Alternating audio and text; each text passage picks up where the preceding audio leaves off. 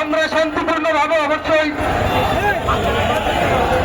ভাই ভাই আপুদের বসার স্থান করে দেন। আপনারা মাঝখানে যারা আছেন একটু পিছনে যান, ভাই একটু পিছনে যান, আপুদের বসার জন্য জায়গা করে দেন।